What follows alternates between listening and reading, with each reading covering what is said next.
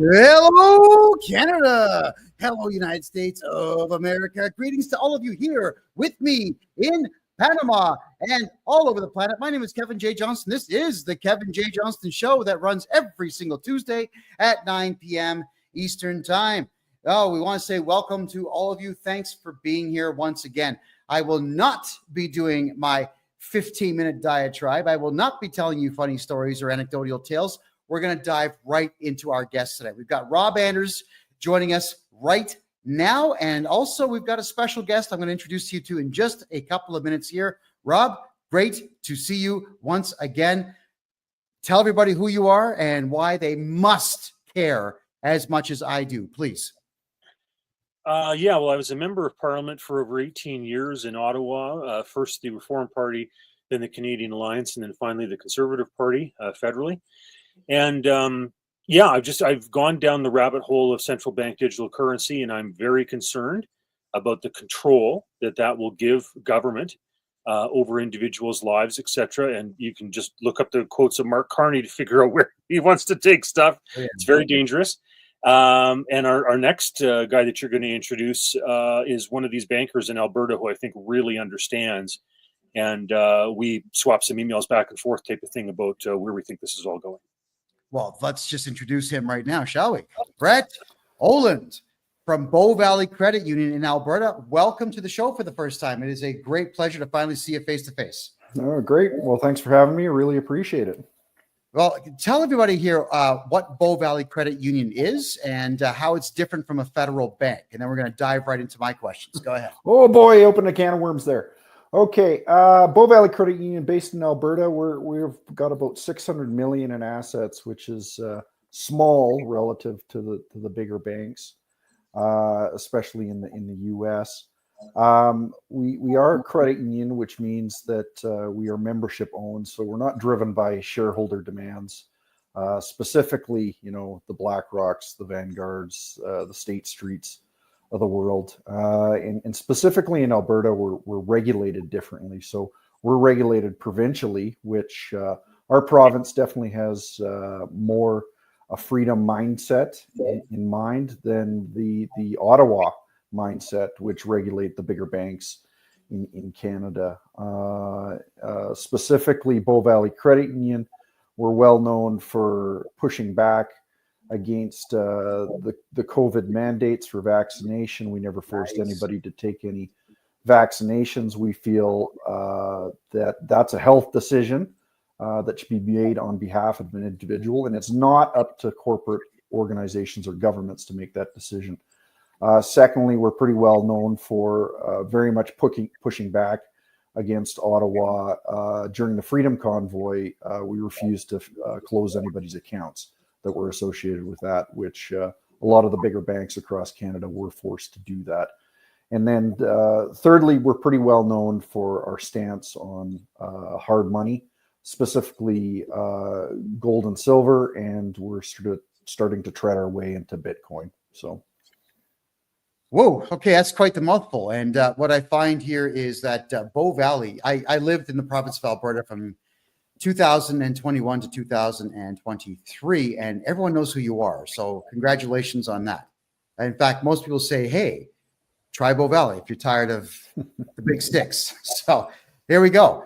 Rob, the reason we're having tonight's show is you sent me an email, which it caught my eye because it says Texas and mints own coins. Let's talk about what Texas is doing. Please go ahead.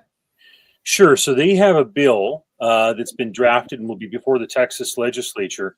And it basically is to go back to what they call constitutional money. Texas is unique in many ways. I mean, not only is it a large, powerful state, I think it would be the 6th largest economy in the world if it was on its own type of thing. So it's a powerhouse.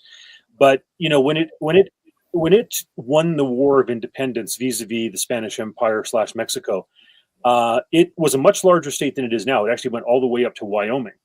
And so when it finally got admitted to the United States as a state, and Sam Houston went from being president of the Republic of Texas to being a governor and then later on a senator, et cetera, whatever, in Texas history, I think it was in 1846, what happened was Texas became a little bit smaller, lost some of those territories to the north, which some people were talking about naming, and those names came to fruition in the future, like Washington or Colorado or whatever, right?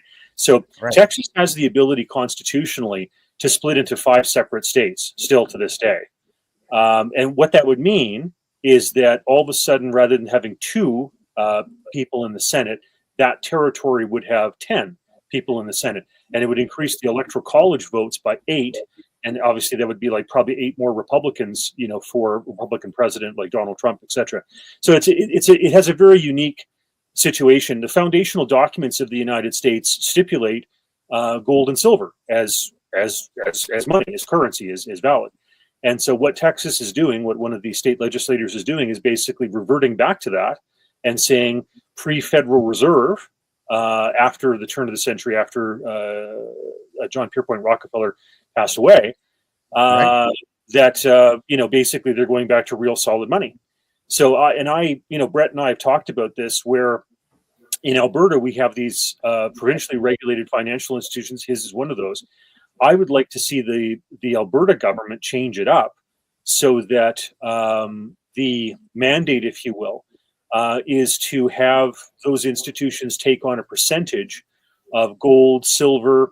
One might even toss in oil, you know, etc., as a way to bolster the assets. Because I frankly don't trust Justin Trudeau or Mark Carney with the direction that they want to go with regard to central bank digital currency and their spending. So anyhow, that's just a thumbnail sketch. Well, that's wonderful. Now, Brett, over to you. Is a Bow Valley Credit Union. I know that we don't get taught anything in school about money, finance, mortgages, even how to shake hands or create a resume. These are not things you get taught in high school. So by the time kids are 18, they've wasted pretty much 14 years of that 18 years learning nothing, in fact. So could you educate the entire populace now as to what a credit union is versus a bank? Please go ahead. Sure. Yeah, I touched on a little bit of it earlier. So first and foremost is we're shareholder owned, or member owned versus shareholder owned. And so our members are within our communities of Alberta. We're only regulated to operate within Alberta. And that means that there's not a shareholder off in a far off land dictating to the board of directors a direction that it should go. That often happens in the bigger banks, especially in Canada, where there's foreign interests that own, say, RBC, Royal Canadian Bank. And you can look, it's public knowledge that you look at the shareholders of these corporations, and a lot of the time it's BlackRock or Vanguard or State Street, which is very different value proposition than what a member of a credit union has. And so inherently, when you're a member, actually an owner of your financial institution, you take it a little more seriously, and you want your money to be a little safer in an organization like that. So as a member, you can vote for the board of directors as well as the bylaws of the organization to basically dictate direction of the organization. So now let me ask you this: when's the last time have you been able to tap a board of director of a big bank on the shoulder and say, hey, I'm pretty concerned about something like this? And the answer is just never. No, you're the first. You're the first one in, I guess we'll say, a head office to ever return an email of mine. The first. Normally I get some regional plebe who doesn't speak English typing up horrible letters. They don't even spell check them and send them to me. So thank you for that. No, you don't get to talk to anyone. But I find, and I want to get both your opinions on this one. I find that's actually quite the Canadian phenomenon. After being in Panama now for 8 months, I can walk into any bank here and just talk with managers and make deals with the banks. I've had the opportunity to meet with the mayors now of the 3 biggest cities in the country. So you have access to politicians here. You have access to banks that want to do business. And then I noticed there's a lot of, in the United States, a lot of state-run banks where you can talk to the board of directors. Glacier Bank is one of them in Montana, for example. I had that conversation today.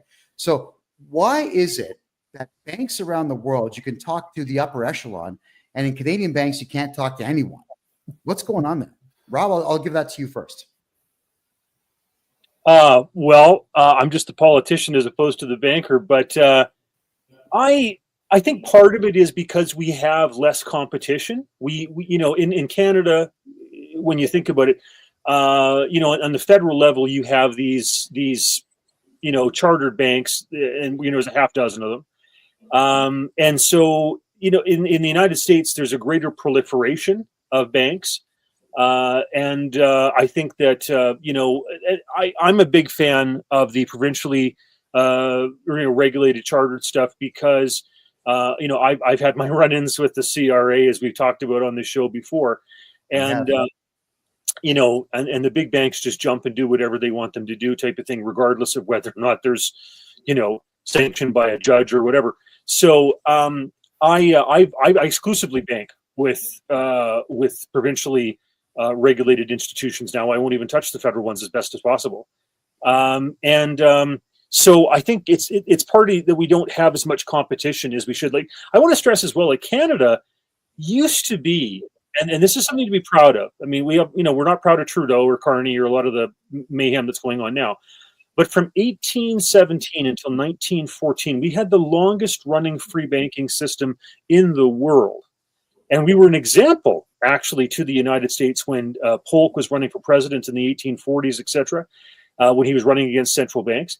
And, so for that length of time, those institutions, and a lot of them were actually, because, 1817 predates 1865, those were banks, a lot of them that were actually chartered by their colonies. So you think of the Bank of Nova Scotia, you think of Toronto Dominion, you think of Bank of Montreal. Okay, a lot of these were actually colonial, provincial at that time, or colonial became provincial institutions, and that currency, when they held gold or silver in reserve, was traded as far down south as the Caribbean and as far east as Great Britain. Was respected in the United States. So we actually were an example of what Polk was talking about when he was running for president in the 1840s about getting rid of the central bank, right? Okay. Because he actually had a self-regulating, in a sense, independent, private currency system. It was beautiful. And so anyhow, I think we've drifted so far from that ideal.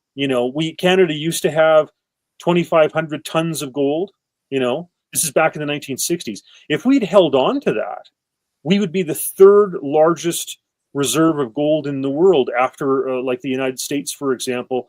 And I think it's Russia or China that would come back after that, but maybe Italy now. Anyhow, but yeah, it's just I think we've lost the sense of competition, and it's been overregulated, I think. All right, and Brett, I want to get your thoughts as somebody who's in banking. Why is it that we can't talk to anybody in the upper echelon of banking in Canada? Yeah, and I definitely agree with Rob that it's called a monopolistic oligopoly in Canada. So, effectively we have very few bigger banks that control 83% of the Canadian banking system. And then you have these smatters of credit unions. There's only about 200 in Canada. Compared to the United States, where they have over 6,000 banks that you can choose from. So there's definitely that piece where there's lack of options. And what's really troubling to me is in Soviet Russia, there was one central bank and there was one commercial bank. And so basically, if you got debanked by the commercial bank or the central bank, effectively you were done. And so when you see something like almost a monopoly like there is in Canada, and the central bank, the government, and the commercial banks start to get closer and closer and closer together with the way they're talking on the same song sheet, it gets to be very troubling. Like, you can see the direction that something like this is going. Right. I want to toss into something that Brett's talked about there, and I know, for example, I took in a presentation that he did in Cochrane, where the head office for their bank is, and he mentioned Gazbank, and I was like, this guy gets it, because when Lenin nationalized the banks in 1917 in Russia, then the Soviet Union, whatever, what happened was they had it was easier to nationalize the banks in Russia than it would be. Sorry, it's easier to nationalize the banks in Canada today than it would be in Russia and the Soviet Union in 1917. In other words, they had more banks with a greater dispersion of assets in 1917. So you imagine the type of control that was when they created Gauze Bank. Canada, because we have so few of these massive federally chartered banks, it actually is less banks with a greater percentage of the assets. It would actually be easier than what happened in 1917 in the Soviet Union. That's frightening when you stop and think about it. Yeah, for sure. All right, so this is the question I've got, and it's a big one. Being here in Panama, I'm helping a lot of Canadians get their money out of Canada into Panama. I'm also helping them move money into the United States. I'm helping Ontarians move to Bow Valley in Alberta. Here's one of the issues: is the banks here. There's 52 major banks in Panama. There are 3 credit unions. The Canadian bank system, at least the federals, will not allow you to transfer money. Banks in Costa Rica, Mexico, Honduras, Panama, possibly even Brazil. And the banks around the world are saying, you know what, we're not dealing with Canada anymore. It's become a joke. So, Brett, I'll put this to you, is why are Canadian banks not allowing Canadians to buy crypto and move money around the world, even for investment? Well, it stems back to around the year 2000, 2001. And if you remember, that was the terrible day that the Twin Towers went down on September 11th, 2001.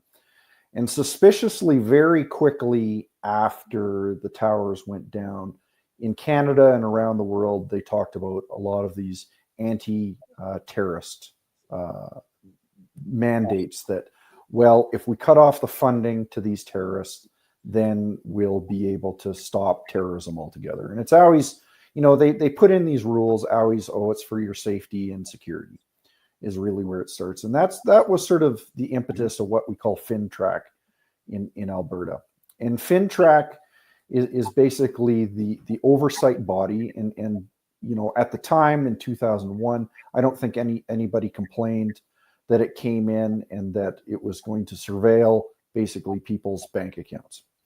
And FinTrack is a fairly benign organization. And really what it does is basically tracks people's information. So if money's coming in or out of a bank account, as a financial institution, a lot of the time we have to report on it. But often FinTrack comes up with these rules. And so if there's rules, say you own a car wash, or you deal in cryptocurrency, or you're, dealing in drugs, or whatever it is, like there's all these rules around FinTrack, and those rules just continue to expand. And so what they do is specifically blacklist a lot of countries around the world, and basically say, you know what, they're not your traditional country that does business, and so we're going to basically blacklist them, and we're not going to wire any money to them, type thing. So I'm certain that there's ways that you could find around it by finding an intermediary bank in the U.S., which I'm sure you figured out, Kevin. But yes, they don't make it particularly easy, and that it's not a surprise that they're dealing with very cash intensive businesses. They're dealing with crypto where you can move money without surveillance, money exchanges, all these things that they seem to be very clamped down under the rouge of basically your safety and security, because we're going to protect you from the bad guys, which of course, I think anybody on this channel would understand with their eyes wide open what the real objective is. So, well, I certainly think so. Yeah. I just like, to chime in about how, terrorism, morphed into opposing the truckers and COVID mandates and all that type of stuff. And if you're opposed to the green agenda and, 2030 and 15-minute cities and all that type of stuff, or if you just have a larger carbon footprint or you don't agree with diversity, equity, inclusion, et cetera, like that's where that stuff's morphed into. It's very sad. Yep. And you can call anybody a terrorist now, like those truckers that went to Ottawa, you're a terrorist. So then basically it activates this next set of rules where you can basically take away all their rights and freedoms, right? So, well, which is exactly what happened, but it's also putting the fear into everybody nationwide. The trucker convoy goes out there, does the right thing, helps Canadians get their lives back. But the penalty is that A, you get trampled by horses, RCMP horses, and B, you get your bank account shut down. That terrified the average Canadian. So where people were afraid of the Canada Revenue Agency and the government before, now they are purely terrified. And I know this because I do taxes for people, and everyone's terrified. But FinTrack, maybe I'll let you guys decide who's going to answer this one first. Wow, FinTrack got involved with the crypto market. So you had companies like Coinberry, which is now BitBuy. Then you also had ShakePay, and now you've got Kevin O'Leary getting into it with WonderFi and a couple of other projects. But I used to be able to buy $50,000 worth of Bitcoin and just move it wherever I wanted. Now, if it's over $3,000 that I purchase and move, FinTrack is either contacting me through letters to my address, or they're contacting the exchange I'm buying from. So first off, why do they care about $3,000 transactions, and what can they do to enforce their will? Go ahead. I'll let Brett handle this. I'm less experienced with the crypto stuff. Go for it. Well, right. you know, interestingly enough, when they first implemented FinTrack, it was any transaction over $10,000 is what they were concerned about. And so if you think about that, that was the better part of 24 years ago. And so inflation's just eaten that $10,000 alive, and you know, that's more more or less. And they keep on lowering that rate of you know, in your case, they say anything $3,000. At one point, FinTrack came to us and said, we want you to track all cash transactions. And thankfully, a lot of the big banks and financial institutions pushed back and said, listen, we can't do business like this. It's impossible to do that. So part of the challenge with is I'm not understanding why they're doing it, other than to basically gain more control. And a bigger, more scary thing that probably we should be concerned with is in March of 2023 budget at the federal level, they threw a whole bunch more money in the millions of dollars at FinTrack to basically soup up its connection to AI, so it can do a lot of this tracking for them. Built up connections between the RCMP, which are like the local or the federal police here in Canada. And so like, and these connections just, it's hard not to think that they're going down to a nefarious place with all these things happening, when they're basically sharpening these tools in the background. So, okay, so I'm just being asked what FinTrack is. Financial Transactions and Reports Analysis Center of Canada. Yeah, just nosy individuals that want to know everything that you're doing. I'll just tell the two of you gentlemen what I had to experience. It was 3 years ago, where someone who didn't like me called FinTrack, but also the Alberta Securities Commission, to make the statement that I was openly selling crypto on the market without a license. Now, I had no idea there was any such thing you needed, but I'm asking the question, where would I get servers to do this from? Really? So when the Alberta Securities Commission sent me a letter, they told me what I was accused of, and they said that I had to turn over all the marketing materials I've ever used, the full names of everybody that I work with for the corporation that they said I was representing, my full name, bank statements for everyone for 6 months, home phone numbers, the whole 9 yards. So I called my lawyer. I said, could you please just deal with this? But why would the Securities Commission and FinTrack be sending out letters like that? well, in my mind, they're terrified of cryptocurrency and the power of the system. And so I'm relatively new to the space and learning about it more and more every day. But I'm seeing what crypto can do already with some of these apps. And the governments really should be terrified. If they want to maintain control of the financial system, the crypto will destroy it. And crypto is faster, it's better, it's a better store of value, it's more private.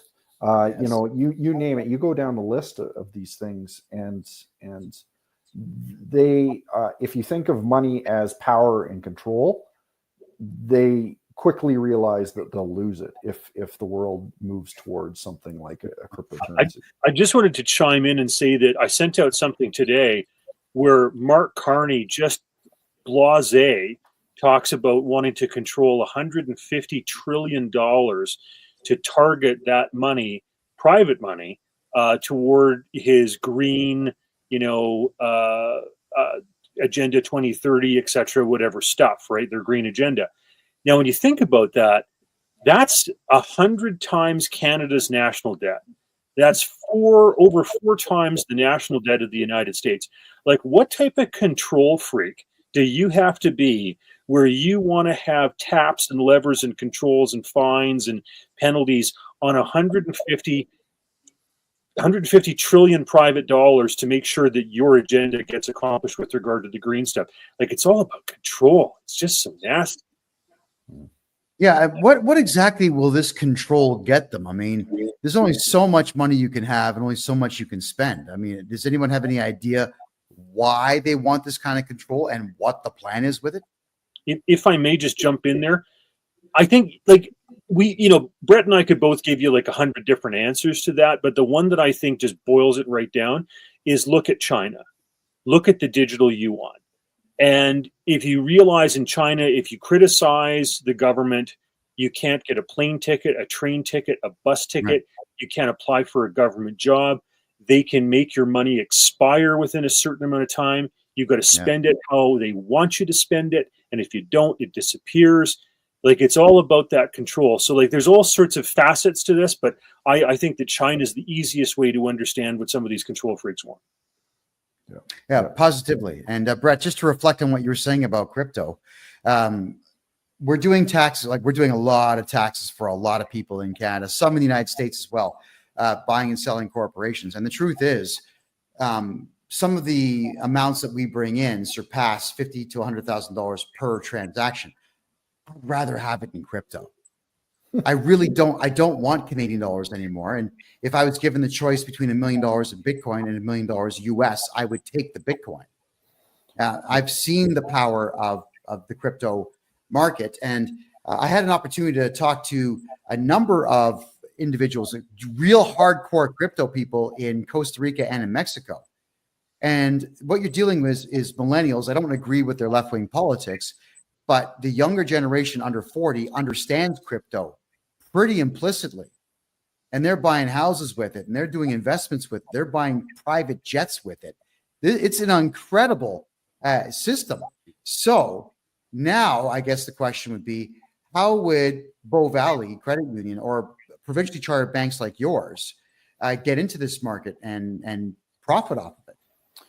Well, and this fundamentally goes back about 3 years, and a lot of what we're talking about here, central bank digital currencies, government control. I think a big piece that we're going to have to worry about over the next decade is inflation. And so the devaluation of specifically the Canadian dollar in our case, but I don't think anybody should be blind to the fact that with the new Trump administration coming in, a lot of what he's proposing is going to be massively inflationary. And I think you have to pay attention to what he's saying of putting tariffs on all the countries around the world. Don't move away from the US dollar.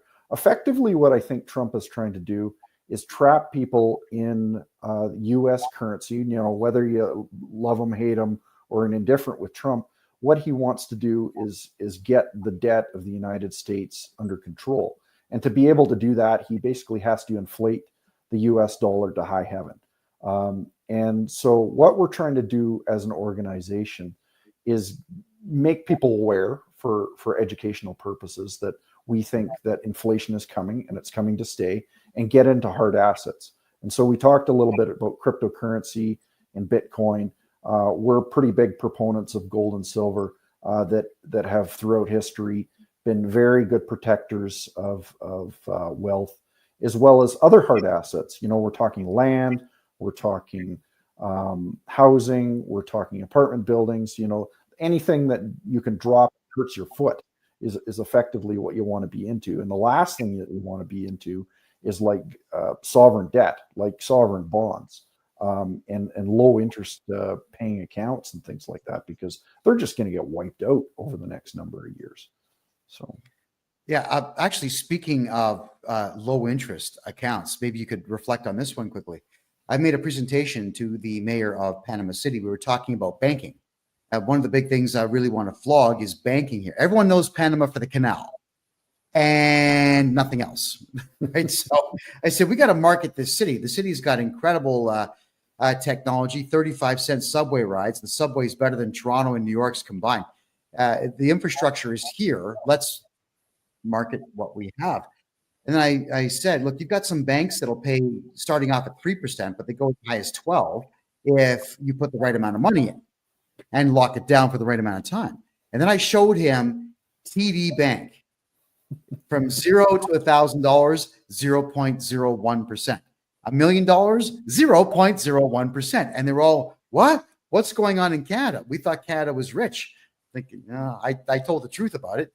But what is it that's driving Canadian banks to pay nothing in interest while they rake in billions every quarter? Go ahead. Go ahead, Rob, if you've... Well, I guess you get away with what you can get away with, right?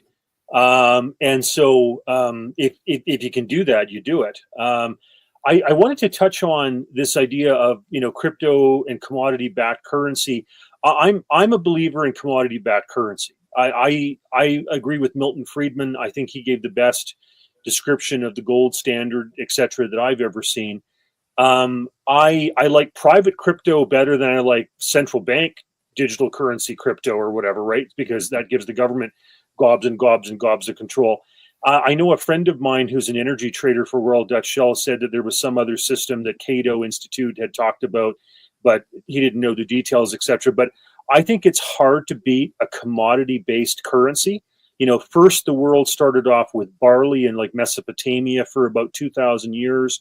Then it went to gold at around 500 BC, and then eventually silver, and then copper. Various countries, whether the Roman Empire, the Chinese, messed with copper, and the final one, kind of with the petrodollar in Saudi Arabia and the United States, with oil. Those are the five. And I know that Holland dabbled with tulips and other places with seashells and salt and whatever. But I think those five things, those five commodities I just talked about, are money, and gold is the king of them. So I'm a big fan of that. I think that thousands of years of recorded history since Herodotus, kind of prove it. Yeah, and you actually see in societies like that is the lower classes actually do much better because they're compensated properly. There's a phenomenon called Triffin's dilemma, where basically whoever prints the money gets access to it first and then doesn't have to feel the consequences of the inflation.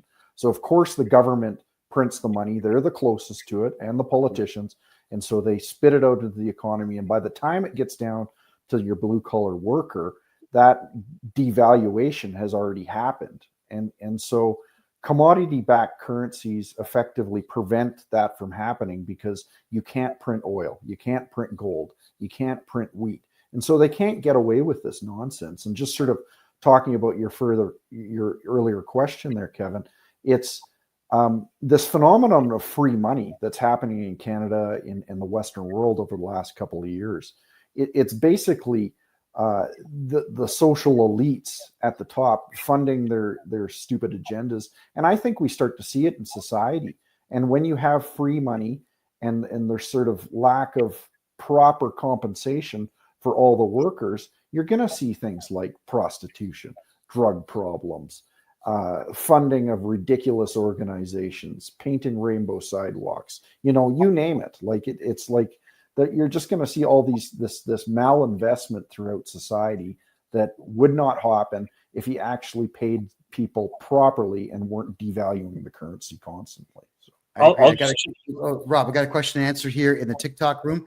Joseph, if you want concrete tools and strategies on how to transfer assets and wealth here to Panama, get a hold of me on my personal website. My name, kevinjjohnston.com. Could everybody please type that in the room, and same over here on Kick? I appreciate that. By the way, guys, Look at the free information you're getting. It's amazing. Why are there only 2,300 likes right there? Could you all start going like double tap, tap, tap, tap, tap, tap? Just launch it. Same over here on Kick, please. We've got 6,000. Get everyone liking it, please. It helps the algorithm find us. Oh, and everyone see that good-looking guy on the other side of the screen there, Brett? Directly below him is that symbol. It's a thumbs up. So click it, please. It helps us gain traction in the algorithm. Rob, you're up. Go ahead. Sure. I was just going to say that, when I first got elected back in the 90s, the candidate's debt was around, $600 billion, et cetera. And I wondered if in my time as a member of parliament, my lifetime, we would cross into the trillions territory. Justin Trudeau alone has put $1 trillion onto the national debt. I mean, it's mind-boggling. $1 billion alone he was, putting off to the We charity. Brett was just talking about these little pet projects and everything else. I understand some of that was to go and actually subsidize, his wife because she had issues with his lifestyle and whatever. And that was a way to kind of do some back payments. It's just disgusting the way some of this money has just been blown away. And of course it's going to cause inflation. You can't just dump $1 trillion, of government debt into the Canadian economy and not expect there's going to be consequences, right? Disgusting. Well, part of the consequences that we're learning now is the Canada Revenue Agency has been given a mandate to collect as much money as they can, any way possible. So they are assessing people who make $20,000 a year at $50,000 a year of taxes. I know this because I'm seeing these letters on a regular basis. So it's forcing everyone to do either improper or illegal things. And I doubt very much deliberately assessing someone's taxes at more than double what they make has got to be illegal. It has to be. So, yeah, for sure. Brett, you mentioned earlier in the show that you did not cooperate with the government when it came to shutting down bank accounts of truckers at the convoy. Could you explain what it is that led you to that? Is there a mandate because you're provincially chartered that allows you to ignore the Fed? Go ahead. Well, that's part of it. So we're regulated differently. So we're regulated provincially versus federally. But this actually fell under back to FinTrack again, that tool that they seem to be sharpening. And if you know much about Canada, the Deputy Prime Minister, second in command in Canada, her name is Chrystia Freeland. And she is also in charge of the Office of Superintendent of Financial Institutions and FinTrack. And so basically, very politically driven person that basically forced the hand of the federally regulated banks to shut things down. But what was really interesting is that within hours of her getting up on the podium and talking about, we're going to enact what's called the Emergencies Act and shut down people's bank accounts and things like that, these banks are actually started doing it. So they had advance notice that something was happening in this regard.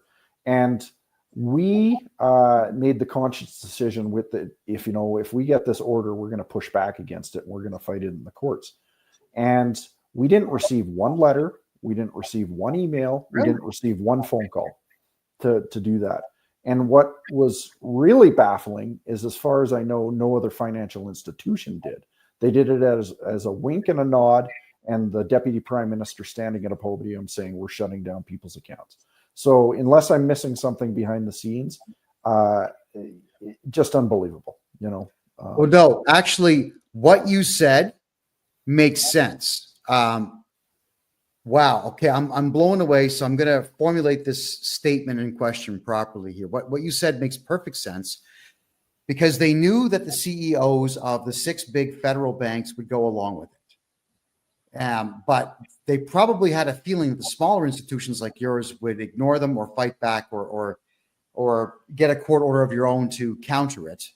So it sounds to me like this was not a court order.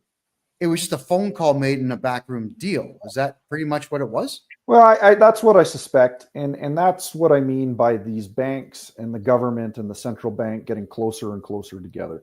These organizations like the central bank and the commercial bank and the government are supposed to be very distinct, separate organizations, and they're for good reason, because they don't want that malinvestment.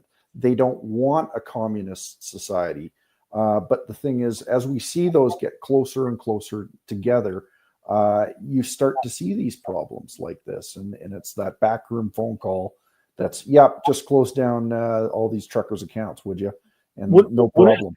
One of these things I find disturbing about this, and Brett's really touched on this, is that the more that the central banks dance the government's tune and do what they want them to do and are complicit with the agenda, whether it's central bank digital currency or whatever, the less there is the need for them, right?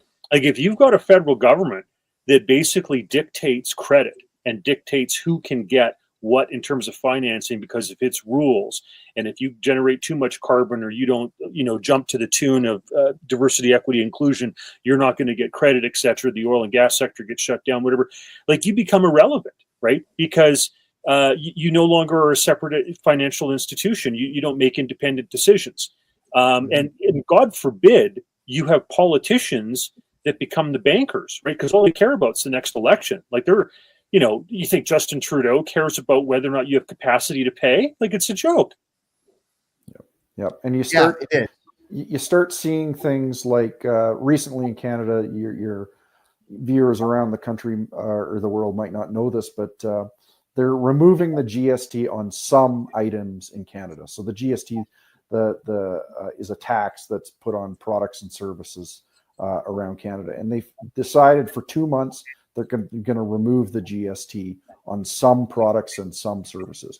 So to me, that is picking winners and losers. And that's exactly what a communist or government does, is picks winners and losers within products and services in society. That's also frightening. And Brett, I wanted to go back because, I mean, you know this as much as anyone does, is this idea of banks cooperating with the Canadian government without court orders. The Canada Revenue Agency, for example, you actually are the one that pointed out Section 317 of the Excise Tax Act to me, which I went through, where the Canada Revenue Agency, if they're not able to get you to cooperate with them, what they'll do is they'll issue a letter, which is called a requirement to pay, to the banks. And then if the banks don't do it, all it says in the Tax Act there, Section 317, is that they'll be held liable. So the banks in Canada say, oh, well, we got a requirement to pay letter. We will give the CRA the money. So it's not that the CRA people has access to your bank account. It's the banks that actually give it over. But Brett, I had a great conversation with a gentleman that works for the CRA. I'm actually going to release the audio track soon as my lawyer says it's okay. And this guy, he was nice. He was polite. We were actually very nice to each other on the phone. But he says the following: the CRA does not sue people because we do not want to set a precedent of losing. He said this. He also said that they don't file criminal charges because they can't make money on that. They don't seize properties unless it's an absolute guaranteed slam dunk win that they have case law to back them on, because it costs too much money to try to get somebody's house. Mm-hmm. So if the CRA is making statements like this, what are the banks afraid of if they just tell the CRA, no, we're not going to give people's money to you anymore? If you don't mind, I'd like to just delve into that. There are so many people who are scared of their audits and scared of, I mean, the CRA is now 59,000 employees. It's bigger than the Department of National Defense. It's bigger than Canada Post. Okay, that's ridiculous. We have 8 times the number of people working for the CRA that the United States does in the IRS per capita. We have 10 times the number of people working in the CRA that Germany does per capita. It's outrageous. And I want to tell a story about David Elderfield. He's a fellow that I know. He ran a company called Wayfair Identifiers. And back after 9/11, when the Twin Towers, Pentagon, etc., got hit, he came up with a system that could identify the contents of 95% of the sea cans, the containers that were coming in. And you take this thing, you put on the side of these things with a spectrometer. It can determine parts per trillion of whether or not there's drugs or explosives or human cargo, etc. Right now only 5% of the shipping containers get checked. Okay. Now China took an interest in this. Surprise, surprise, because they're involved with fentanyl and opium and human trafficking and all that stuff. So they pretended as though they took an interest in it. Well, within days of China making an offer, etc., all of a sudden the CRA pressured the banks, and this poor guy got shut down. He was going to do a sale to an American company worth, I think it was $14 million US, or at the time about $20 million Canadian. Canadian Border Services loved what he was doing. Homeland Security loved what he was doing. And this poor guy got shut down, and his system was better than ArriveCan. Okay. And now the government's talking about throwing away a huge chunk of money on ArriveCan 2.0, which is going to allow smugglers to identify people crossing the border, when they're going to be there, what vehicle they're driving, what their telephone number is, so they can track it, etc. And load a Lexus bumper, full of drugs, and then pick it up on the other side. And the government's thing was, when he did Wayfair identifiers, they said they didn't want to pick winners and losers. Well, here you've got this government. You've got people tied to the Liberal Party who were getting hundreds of times the amount of money that Wayfair identifiers was going to be allocated or whatever. And it's ridiculous. Like there's so much feather bedding and corruption, and the idea that we would allow more of this carte blanche is ridiculous. Anyhow, sorry, that's my rant. Oh, of course. So, Brett, why are the banks not just saying forget about it? Because when I read the Excise Tax Act, here's what it gets really interesting about the act versus the law. Whenever I look at criminal law, for example, there's always a punishment for something that you do wrong. But in any of the tax acts, there's no punishment. It just says you'll be held liable, which means we're going to get really mad and shake our finger. And that's it, because they only have 50 lawyers for the entire country, the CRA. They're all provided through the Department of Justice. They don't sue. Is there a way that we could get the banks, financial institutions, employers to just say no to the CRA? Well, it's a really good question, and honestly, I don't have a good answer for you other than the precedent's sort of been set, and I guess it's sort of where do you draw the line too? We get demands not just from the CRA, but we also get child support demands and things like that. So right. The thing is, does child support demand make sense? Yeah, personally, I believe in that type of thing. Whether you do or not is a different case, and so I really don't have a good answer, but it's a good conversation to have, and maybe we need to think that through of like what are the repercussions of something like this of the CRA coming down on you? I don't know. I've never been bold enough to try it. So, well, and that's a fair answer. Absolutely a fair answer. All right. So, because it's an issue that's near and dear to my heart. This is why Alberta should seriously be looking at having its own revenue agency, right? The idea that you give that much control to Trudeau and one of his ministers, they don't even listen to the ombudsman. In David Elderfield's case, the ombudsman did the highest, level of reprimand he could do to demand an apology from the CRA, and they still didn't do that, right? It's ridiculous what they get away with, and the idea that Alberta, or any other province would roll over and let them have this much control, it shouldn't be. Well, you see, actually, I agree with that. And then based on the fact that earlier in the show, we talked about Texas minting its own coins and possibly currency. The province of Alberta, for those who don't know, around the world, in Canada, there's 10 provinces, which essentially are independent countries that work under the banner of the Dominion of Canada, all trying to get free stuff from each other.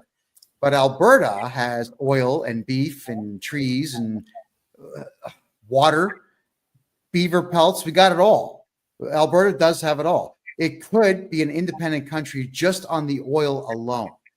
So do you gentlemen think that there is a way for Alberta to have its own minted coins and, like you said, its own revenue agency where all the money, actually, could Alberta be its own country? Let's go through all three of those. Brett, if you wouldn't mind, I'm going to maybe address this first and then turn it over to you because of what you guys are doing. Okay. Sure. Because Brett's really tackling this in a head-on way. So I would like to see the Alberta regulated financial institutions have a peg. It could be 1% to start off, then 2, then 3% of assets in, say, for example, gold, silver, oil. Okay, I know I was approached by somebody, I won't mention who, but I know they have connections to the premier, who was talking about Alberta having a crypto that could be convertible into hard assets like gold, silver, oil. Now, Alberta is probably best situated in terms of oil because, we produce millions of barrels, etc. We have a little bit of gold, but not much. And anyhow, so oil is the easiest one, I think, in terms of that. But Brett is talking about having not a government sanctioned version or something done by the government of Alberta or even by a very Alberta regulated institution like the Alberta Treasury Branch, but they've kind of got their own idea. So Brett, over to you. Sure, yeah, and probably the best way to explain this is what we talked about earlier. Rob, you mentioned the free banking system, and effectively those banks way back in the day had those reserves. They had those tangible assets, and so there's basically 4 types of banking systems. There's for this case, we'll use gold. So there's people can exchange their wealth and their store of value in gold. And we soon move to a receipt-based system. So it's like, okay, the gold is in the vault. I'm just going to give you this piece of paper that says we're transferring gold back and forth. And then we moved to a fractional reserve system where it was just fractions of that actual gold in the vaults. And now we're in a system which is basically a complete fiat system, and there's nothing really tangibly backing it. We at Bow Valley Credit Union want to move that back down the scale. And so that's why with the profits of our organization, we purchase gold and silver as monetary metals to be that reserve, to sort of move back towards that. As well as we just came out with this product last week where you can actually, the biggest problem with gold and silver is the premiums on like a 1 ounce coin are pretty high. But on a 1,000 ounce bar of silver or gold, the premiums are actually quite reasonable. But part of the challenge is nobody wants to lug around a 1,000 ounce bar or can afford a 1,000 ounce bar of gold or silver. And so what we've done within our organization is with our partner Silver Gold Bull, we've tokenized that 1,000 ounce bar. So you can actually purchase fractions up to 100ths of an ounce of that gold or silver and easily convert it back and forth between fiat and your store of value. So you want to be able to move seamlessly through from your store of value to your medium exchange, buying your cup of coffee very easily. And that's sort of what we've created within our organization. And we can see that the governments don't have a lot of palate for this because they lose their power. So basically we're starting it as a private organization and similar to what Texas is doing, basically saying, yeah, we're going back to tangible money. And this is the route that we've taken. And so if the federal government isn't going to do it, we're going to do it. Okay, so you're essentially a small provincial bank that actually has gold and silver in its vaults. Correct. Yeah. Compared to the other ones that have nothing in their vaults. I'm very happy to hear that. And I'd like to add in that if Alberta did this, okay, I think there would be like a sucking sound for money capital across the rest of the country. They would be fleeing to something that wasn't just fiat garbage and that actually had, a fractional reserve. And he and I both agree with this, in terms of the fractional reserve part. Like a history thing I just want to touch on for a second is, when Rome, for example, had its gold, silver, and copper coins, at one stage, the Roman Empire and its economy got to the stage where it was almost going into territories to get more mines because it wanted to have more, commodity type of thing for its currency. The Spanish Empire ran into the same thing, but then discovered Peru, and then all of a sudden the pieces of 8 were all across the world and causing inflation of their own type of thing, but were really sometimes the most common currency even in the United States during that time. And then the British Empire also had that type of situation where literally they were going into territories to make sure they had enough, of the commodities to back their pound sterling, etc. So I think that to have a fractional reserve and probably utilize these various commodities that I've talked about that are time tested is kind of the way to go. And I'm hard pressed to think of a better system. I don't know of one. Yep. All right. So you I actually combine want to, sorry, Brett, you go ahead. Oh yeah, and exactly the road Rob's going down here, and you've touched on there, Kevin. It's like this concept of using the blockchain or the crypto technology as well as hard assets in commodities and things like that. The technology is there, and we're capable of doing this type of thing, and it would, you know, build a very sound financial system. I wanted to point something out here. You mentioned silver, gold, bull. I actually buy all of my gold and silver from silvergoldbull.com.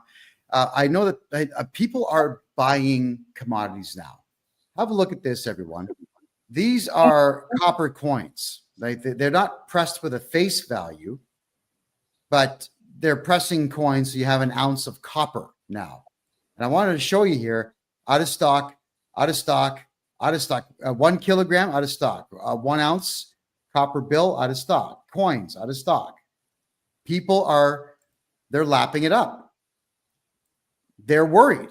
I think that the average person in Canada is excessively worried about the Canadian dollar. I'm worried about it.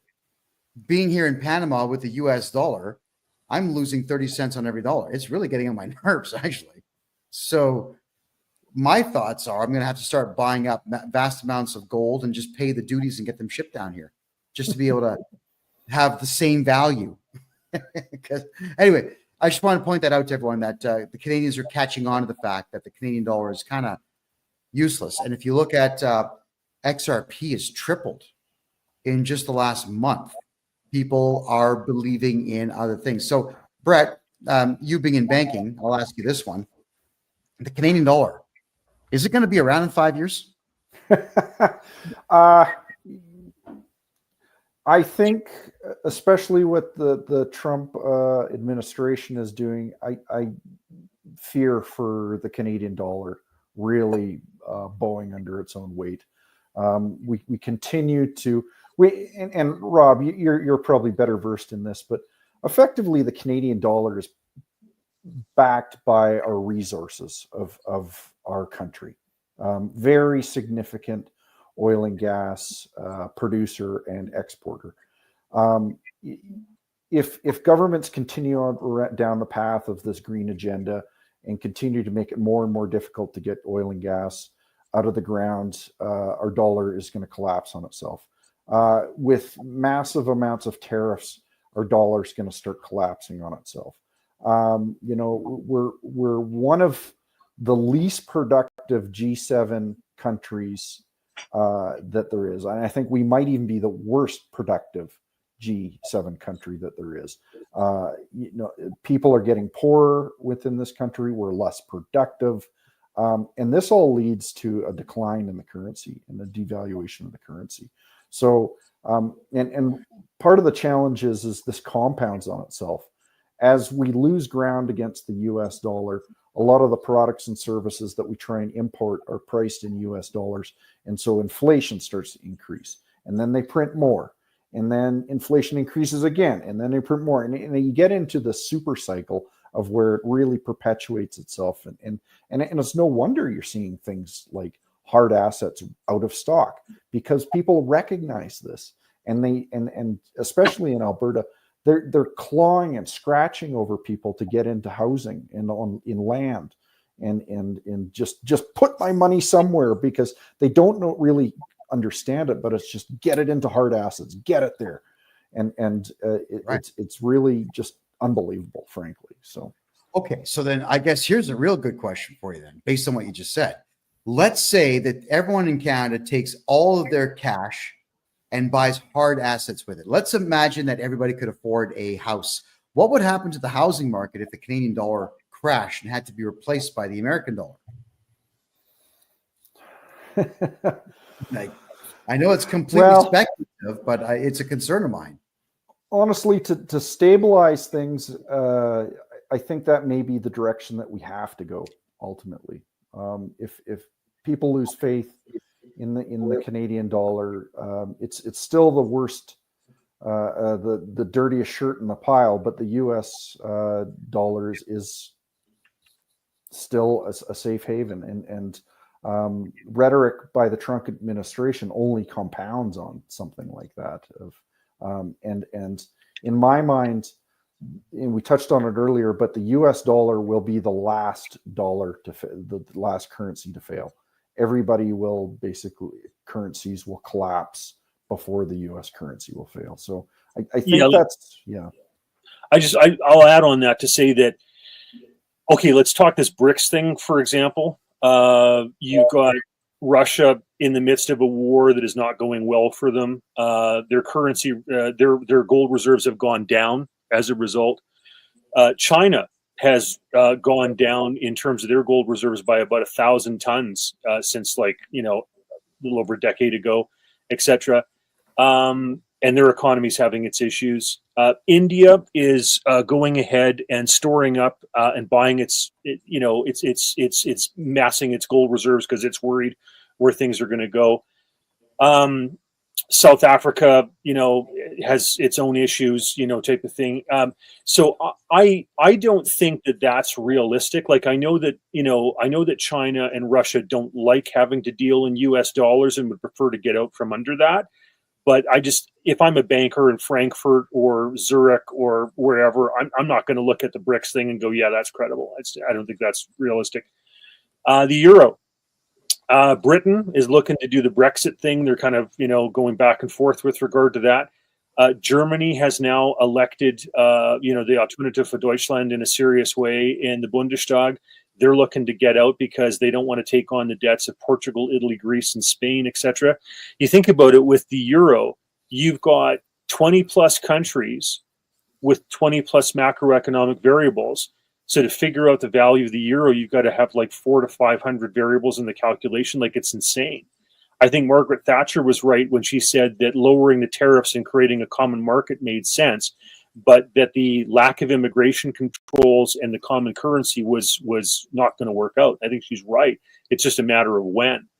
So I agree with Brett that the Americans with 8,000 tons of gold are still, and by the way, that's not the 20,000 tons of gold that the United States had in the 1960s, right before they delinked to gold in 1971 with Nixon. So they're not the currency they used to be, but it's still the best one of the bunch. Well, I'd rather make that than Canadian, but still rather make Bitcoin than both. So that's me telling you the truth there. Well, a common thing also, gentlemen, that's told me all the time is that Canadians actually want the U.S. dollar in Canada. Now that Trump has won, Canadians are saying they want Trump to invade, take the country over, and bring the U.S. dollar into Canada. So it goes to show that with copper coins being bought up, with silver coins being out of stock in these places, I don't think anybody really has any faith in the Canadian dollar, period. Canadians are on my case all the time. I mean, I don't have enough hours in the day to get the bank accounts open here in Panama that we need to. So is there any way to rescue this country that's going down the Canada, not Panama, Canada going down the toilet the way that it is? Well, I think Brett's part of the answer, which is that you've got to have banks that are willing to say, hold on a second, we don't agree with what the government of Canada is doing. We don't agree with central bank digital currency. We don't agree with the regulations that they're doing to try to kill the oil and gas industry. And we've got to kind of start doing our own thing because they're frankly not acting in a responsible way. So we need to have people that vote with their feet, their dollars and their checkbooks and their mortgages and credit cards and go toward institutions that are being financially responsible like Brett. And say, we don't want to be part of this super controlling, overly regulated fiat system. We want to go back to a fractional reserve. And I have been working and sending out emails, for a while now to try to encourage my fellow politicals in Alberta and across the country that I think Alberta is in the best position of any place to have our provincially regulated institutions move over to a fractional reserve system. Well, that's a mouthful. That would take quite some time to disseminate. Brett, I mean, Rob here is saying that you're part of the solution, and I think that you are, by trying to get banks to maybe hopefully follow your lead and own hard assets. Now, let's talk about commodity-based banking for a second here. Is it possible, you think, to actually have an oil-backed currency as opposed to gold based on how much oil Canada has? And would it make sense? Yeah, I think it probably is, and that would probably be the excuse of governments today is like, well, our dollar is backed by the commodities; they're just in the ground, which easier said than done to actually get them out. So that's probably their reason why that they think that they can print to high heaven, and that's sort of why I'm more of a proponent of something like gold and silver, and maybe what you do is you create a basket of commodities which it's based on, and you have a strategic petroleum reserve like the U.S. has, and it's actually drilled in tanks, in underground caves, whatever it is, and that's why typically people have used precious metals in the past, because oil can seep back into the ground, it can evaporate, wheat goes bad, there's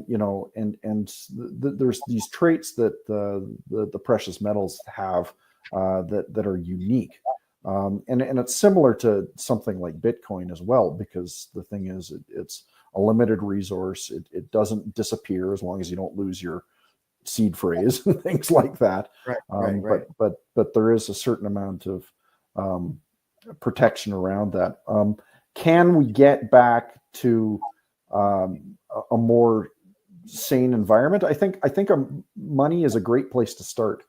I think if you fix the money, a lot of the problems that you're seeing in today, the social disorder would disappear. The wars would start to disappear. Dysfunction would start to disappear. And just sort of one thing I wanted to say, I got to correct myself when I was talking about being close to the money. That's the Cantillon effect, not Triffin's dilemma. Sorry about that. Gotcha. I'll have to look those terms up and do some reading. So J.P. Morgan said that gold is money and nothing else. And I would say that those other precious metals like silver and copper are good proximates and backup to gold. And then after that, just because Alberta produces so much oil, and because U.S. needs and has a strategic reserve, et cetera, and it's easy because we don't produce as much gold as we do oil, et cetera. It's an easy one for the Alberta government to have provincially regulated financial institutions go with. But any one of them is better than fiat garbage. Yes. Right. Oh, sure. Absolutely. Now, here's a question just based on commodities. I mean, gold and silver backed currencies, for example. This is a very interesting point that was brought to my attention yesterday, and I don't have an answer. Sri Lanka is a hotbed for every precious stone imaginable. Regular diamonds, yellow diamonds, gold, sapphires, rubies, emeralds, everything. And you can pick them up like this and put them in a bag and buy them for a couple $1,000s. Now, why would that country not be utilizing gems as their commodity? Why would Canada not use oil? Why would, I guess, United Kingdom use, what do they have? Nothing. So, come on. Go ahead, Rob. Well, precious gems are precious, right? Of course. But the problem is, let's say you take a guy like me, okay? How am I supposed to be able to ascertain the value of one diamond versus another? I'm just not that much of a connoisseur of diamonds or emeralds or rubies or what have you, right? The great thing about gold and silver is that when it's stamped and it says that it's 99% pure or whatever, as long as it's not China or somebody putting out some fake ingots or something like that, you hopefully know what you're getting. That's I think the difficulty with precious stones is that and as well there's industrial uses for silver and even for very fine gold in terms of electronics and various things. I guess there is for diamonds when it comes to like drill bits and stuff like that, but those probably aren't the ones that they're going to want to use as a currency, where they probably want the more refined stones, the ones with less inclusions in them and stuff. Whereas the industrial diamonds that are used for drill bits are much rougher and not as pretty. So that's my answer to that. But Brett may have some other wisdom to offer here. Yeah, sure. And you really go back to the definition of money, whether it's fungible, whether that means whether you can just trade it, whether it's durable, whether it's, can stand up to a little bit of wear and tear, where it's portable, you can move it around, recognizable, which exactly what Rob's talking about there. I can't recognize one diamond from another, and as well as the stability. And, you take a look at that stability as a key trait of money. And I think it's safe to say that any fiat currency in the world today does not have that stability. And I think people recognize that. So, something that Brett just said, like, I can't tell the difference between a diamond and a cubic zirconia. I mean, I'm sure there are. Yeah, I mean, jewelers could maybe, but I can't. So I think that's part of the problem. Well, a cubic zirconia is something that I would deliberately go look for if I was going to put a ring on someone's finger. I'm not buying diamonds. Yes. You're right. You'd have to be trained to know the difference between the gems. I get it. I've just not been able to figure out why a country that has so many wouldn't use it. But now, something that I really wanted to talk about here, because mortgages in Canada, to get a mortgage or a loan in Canada is a nuisance. And it comes really from the fact that every time you walk in the bank, you say you want a loan. First question, by someone who's not born in Canada, I might add, who doesn't speak English. Oh, what's your address? We want your house. That's what they'll say. They're not wording it properly. They're asking for asset lists. But it seems that Canada is almost 100% asset-based banking, whereas most of the rest of the world is capital-based banking. You got a good idea in the States, you get money, you go do it, and you make money on that money. In Canada, unless you have $1 million, you can't get a loan for $1 million. Brett, I'd love to get your take on that one, please.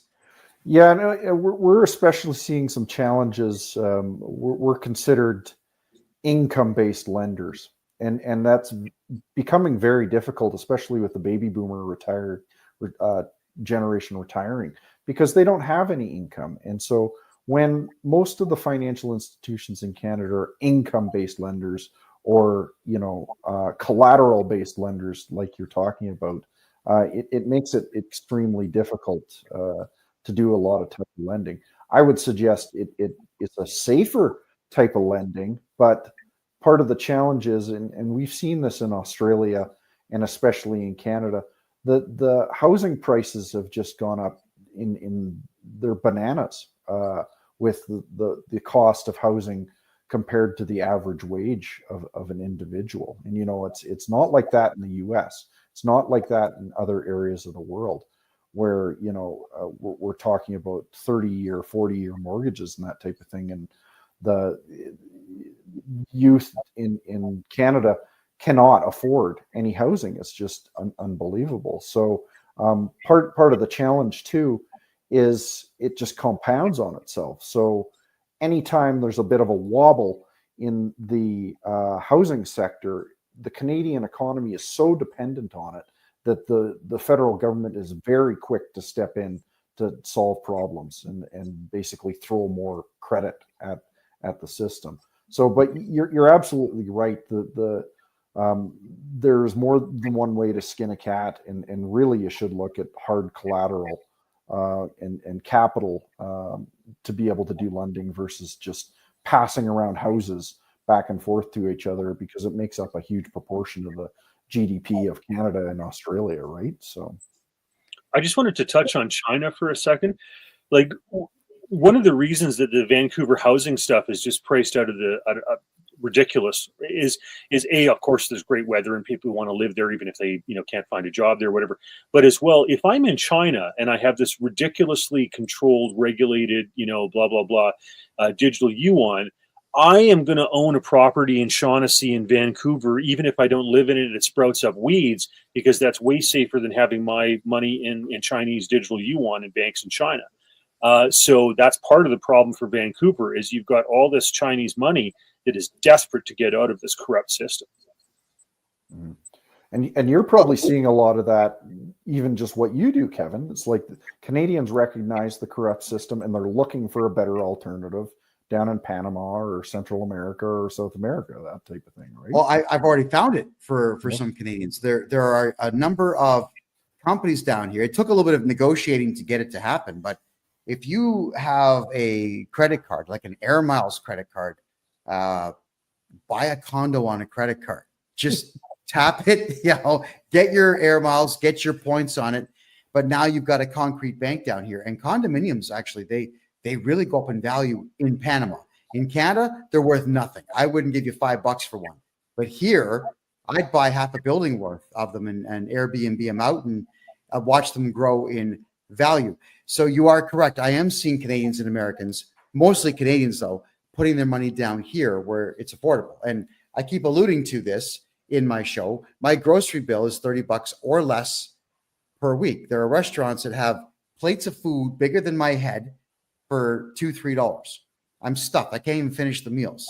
50-cent coffees, 50, 60-cent donuts, $1 slices of cake, 6 inches across. It's easier to live in a place like this, much like I'm sure that Vancouver, as expensive as it is easier for Chinese folks, especially from the big cities, to live in. So yeah, we're seeing wealth moving out of crazy places into less crazy places all over the world. I just wish the Chinese folks knew that Canada is almost as crazy as China. If Alberta had these fractional reserve, real solid asset banks, there would be all this money from the rest of the country that would be flowing in here trying to get away from the fiat system in the other places. It'd be awesome. I would love it.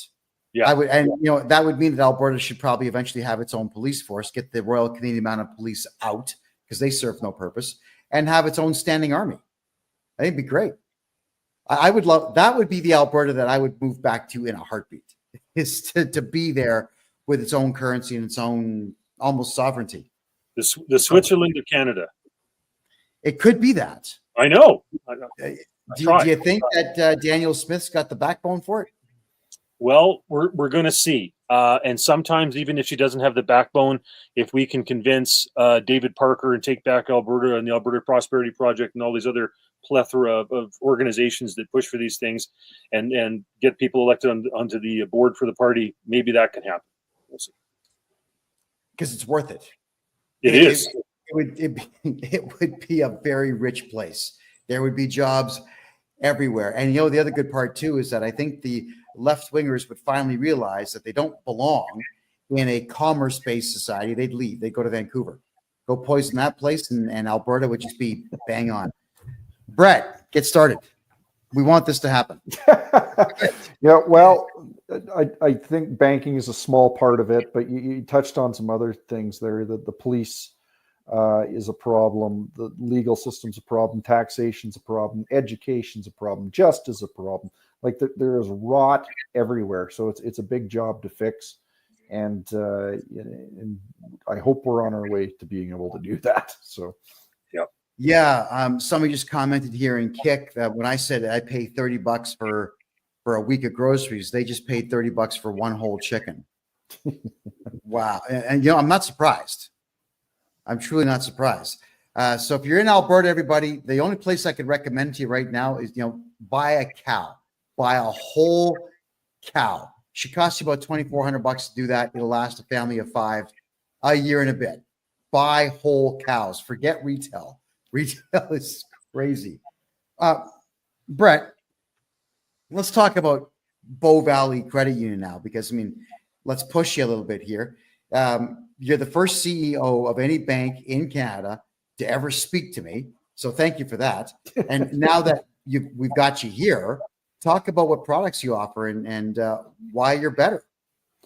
Sure. Yeah, we touched on that big one that we just launched is the tokenized metals. We call it an e-metals account. And what the benefit of that is you can move back and forth seamlessly between your store of value and gold and silver into fiat currency.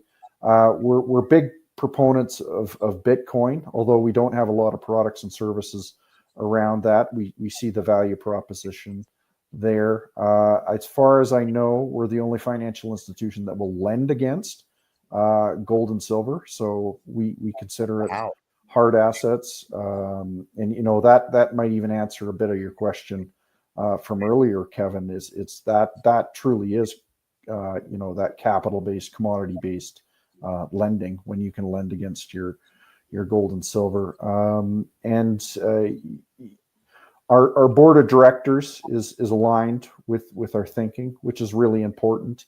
Very freedom-minded and liberty-minded, entrepreneurial spirit.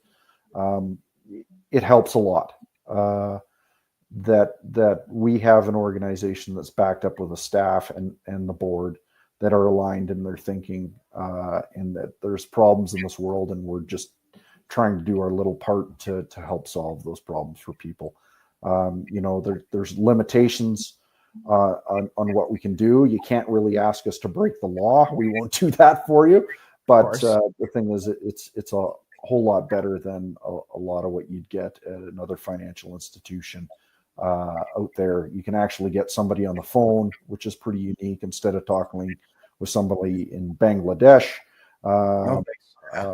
You're talking to somebody in Alberta. All our staff are Albertans. They have a vested Albertan mindset, and we've tried to do things a lot differently from other credit unions, and especially the big banks in Canada. So, and you've got internet banking at your institution there. Yeah, we're a full service financial institution, so pretty much everything that a bigger bank can do, we can do as well. So the simple stuff: email money transfers, Visa, debit cards, all the above. Yeah. Huh, okay. Oh, and an app where you can take a photograph of checks and deposit them. Yep. We have that. We have a lot of people that are still. We're big proponents of cash. We like people using cash. I think cash is going to continue to be very important. And so we are pretty adamant that we want cash services to be used as well, which, a lot of financial institutions seem to be moving away from it. And a lot of businesses too seem to be moving away from cash, which I think is pretty dangerous. So I think it's ridiculous. No, it's ridiculous to do so. Absolutely. Now we got a great question here in the TikTok room. This is from Ian Brown. He's asking, will you loan against Bitcoin or other crypto? We're not there quite yet. It's the loan to value would have to be pretty low, just because Bitcoin is pretty volatile.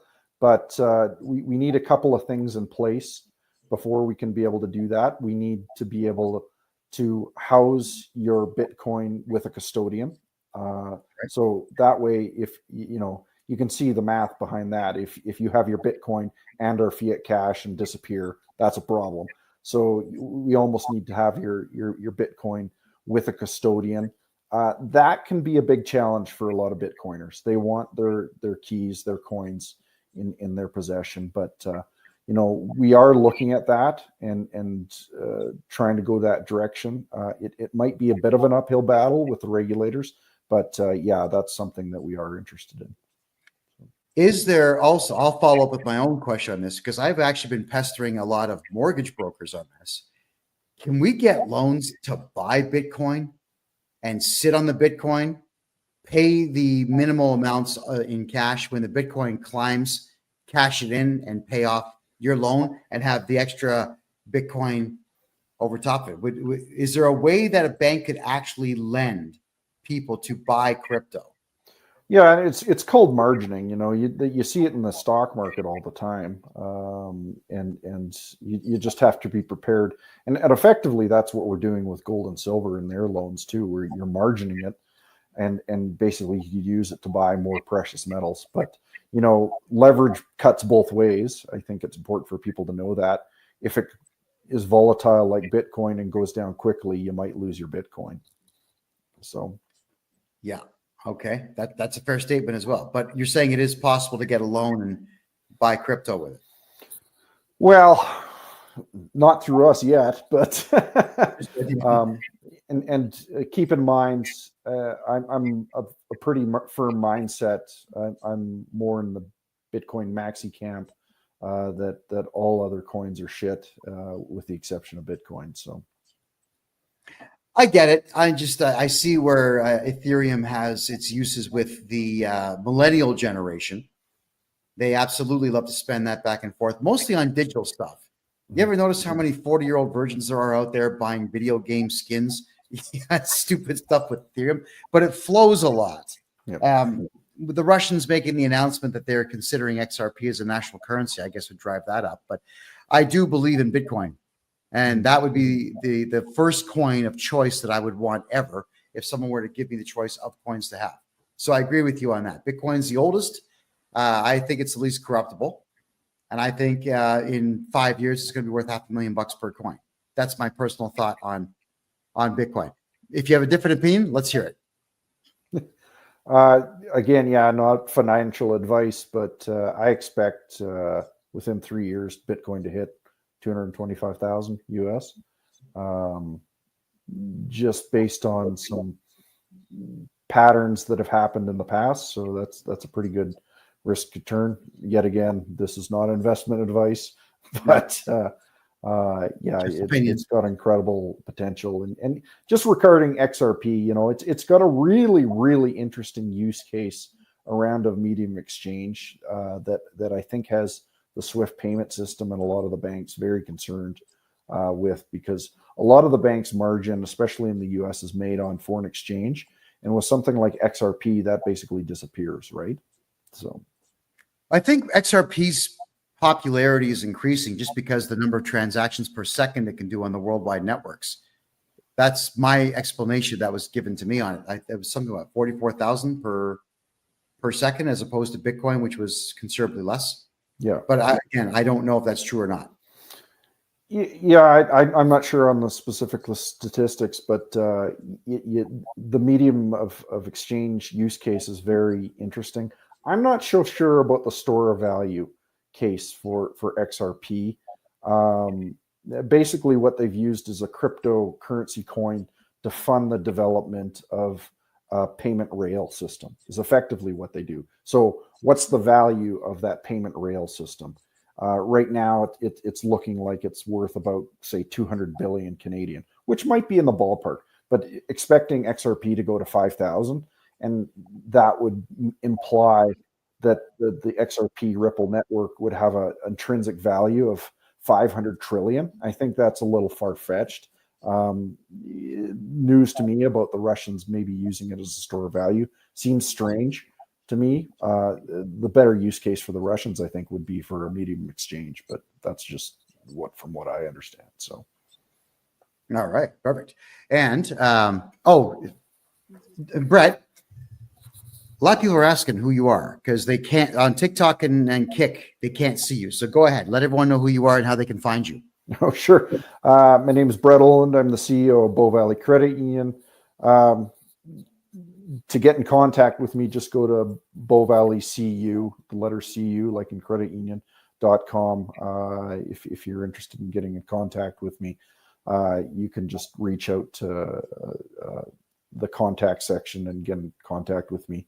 And happy to have a conversation with anybody. Unfortunately, we can only help people with their banking within Alberta. But yeah, happy to noodle around a few ideas if anybody's interested. Can people move to Alberta and open an account? Absolutely. Yep.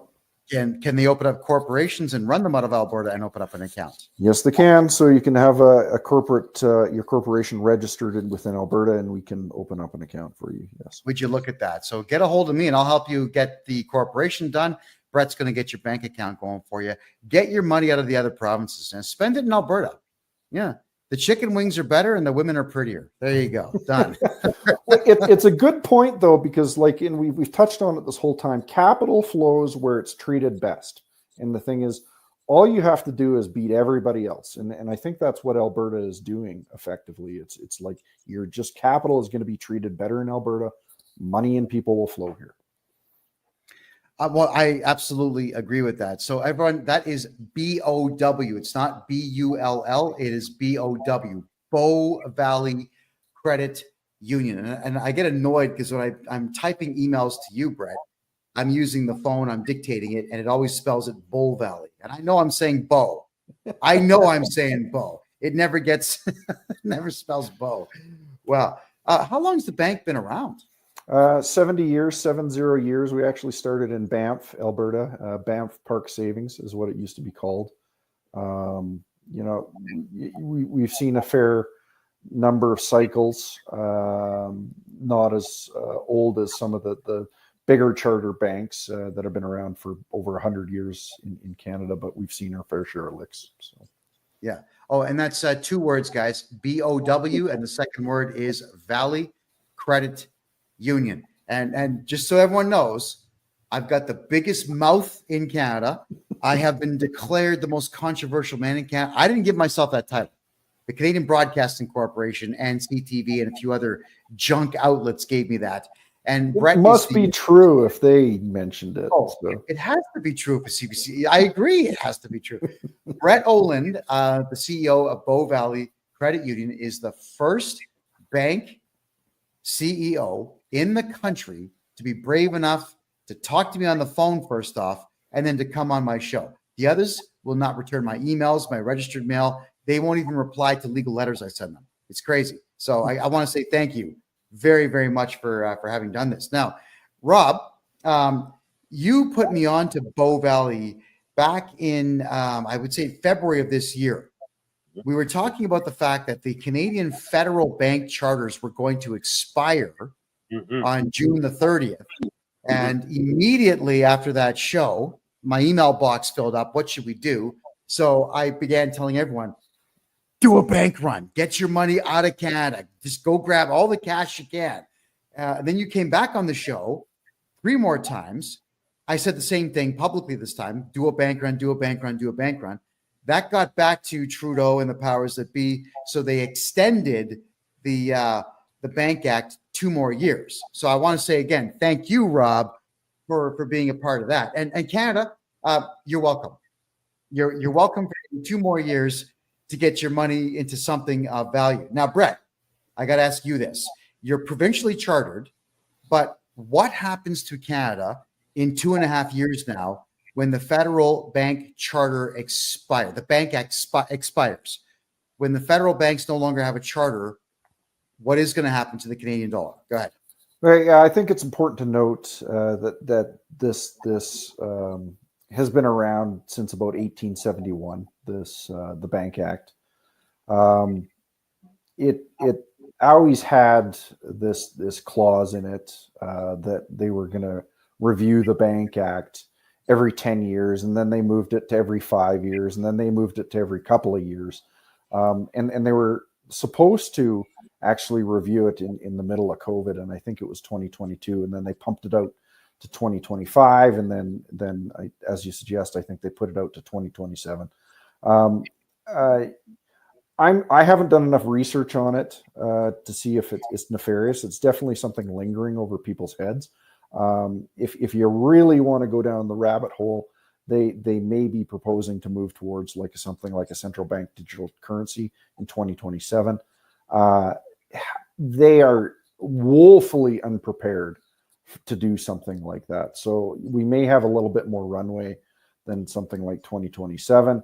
But I'm not much of a fearmonger on this one, just because I just don't think there's a viable alternative that they can move to at this point. So my worry is if they get rid of Trudeau, and I would like to see Trudeau lose abysmally and Pierre Poilievre pick up a ton of seats and get a majority government.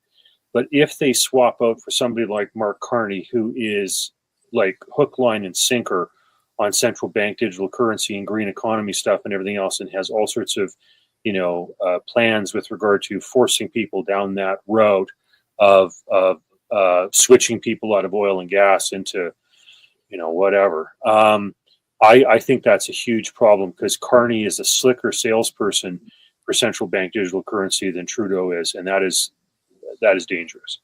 Yeah, no, I completely agree. He's smarter. He's better versed. He used to be a central banker of the Bank of Canada.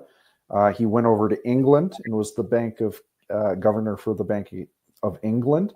And if that doesn't scare you, nothing else would. There's constant ties back to the monarchy, and the saying goes, all roads lead back to London. A lot of the problems we see in the world today are based out of that little island, and don't let them fool you. There's a lot of trouble that England can cause, and you see it today, and they're the ones that are pushing Russia into World War III. They're the ones sending missiles over to Ukraine. They're the ones saying, "Oh yeah, we need to liberate the Ukrainian army," and these things are not good. And I thank goodness that there's people behind the scenes, that it seems at the Department of Defense in the U.S. that have some sane minds and are not letting this thing escalate. So. Yeah, and I'm just thinking, with Britain's proximity to Russia, why provoke? Yeah, it's just a tank drive away for the Russians. My guess is not my work, but someone called Alex Craner's work. Suspicion is that the UK banking system is about to collapse. The sovereign debt is they're effectively bankrupt, and so as they've done in a few other times in the past, mainly World War I and World War II, when the country goes bankrupt, they take you to war. And I think we're seeing that again, where effectively Europe is bankrupt, specifically the UK, and they've run out of options, so they want to force a war on people. That's my opinion, but I want to point out, in Canada's case, like I said, we had the beautiful free banking system operate in this country from 1817 until 1914. It's not a coincidence that ended at the beginning of the First World War. And it's not a coincidence that they brought in the Federal Reserve in the United States after Pierpont Morgan passed away, and with the introduction or whatever of the First World War. So wars they create terrible banking scenarios, right? They debase currency, they cause inflation, all that type of stuff, right? So because of the First World War, we lost the most beautiful free banking system the world had ever seen. That's an absolute shame and a crime. And I am concerned. If you're telling me the United Kingdom is broken, this is the only way out for them is to cause trouble and a war. Uh-oh, look out. Now, here's hoping that Uncle Trump is going to stop that nonsense. But he's only one man. So we can't put all of our faith in just one guy. Now, Rob, this is for you. Speculation on after the election next year. Should Poilievre win a majority government, will there actually be an improvement in the economy, or can we just expect more of the same? Well, there's no doubt that he's going to be better than Justin Trudeau. Like, it's hard to be worse than Justin Trudeau, right? Mark Carney might be worse than Justin Trudeau because he's just as much of a globalist with a nefarious kind of green agenda and smarter at selling it, right? So, but I have no doubt that, Pierre is going to want to cut taxes. I have no doubt that he's going to want to, put limits on the growth of government, et cetera, which is all stuff that needs to be done to try to get our debt situation under control. So I have no doubt he's going to be better. I mean, is he going to be, as strident as maybe some of us would like? It's like when Harper came in. A lot of us were Hoperites, hoping that he was really going to tackle this stuff, and yet the bureaucracy grew, and we didn't get, a defunding of the CBC or various things that many of us were hoping for. So, it reminds me of when Milton Friedman was being interviewed one time, and this interviewer ran through a list of government departments, and Milton Friedman wanted to get rid of education. He wanted to get rid of a whole bunch of departments in the federal government. Now, if a president actually did that, oh my word, like Milei is doing in Argentina, like that's phenomenal stuff. Is Pierre going to go as far as Milei in Argentina, or what some of us anticipate Trump's going to do? I don't know. Time will tell. Yeah. Okay. So, Brett, now more of a fun question for the audience at home. For yourself as the CEO of Bow Valley Credit Union, which is a bank. What advice do you give to anybody in Canada who wants to get a mortgage or a loan? What should they do? How do you prep for a meeting with banks? Go ahead. Sure. Yeah, it's important to just sort of have your financial affairs in order. It's unfortunately for a lot of the youth, they've gotten themselves into trouble in the past, through bad creditors, that type of thing. It's important to, especially in Canada, to keep those credit scores as high as you can. Make sure you're paying off those phone bills. Make sure you're not in too many credit cards, that type of thing. Important to do that and constantly worry about your credit score. Big down payments are important. Some advice. It's difficult sometimes, but I've heard of people with 30 or 40-year mortgages. You're paying pennies down on something like that. Probably the minimum I'd recommend is a 25-year mortgage on something like that. Be honest with your banker. Never a good start to a relationship if you're dishonest. Big down payment as you can possibly manage. There are insurance programs for housing. It's Freddie Mae and Fannie Mac in the U.S. In Canada, it's Sagen or CMHC that can help with people with less of a down payment, but you do end up paying a lot more insurance premium on your house overall. So hopefully that's a few tips that can help people. Well, you brought up a good point.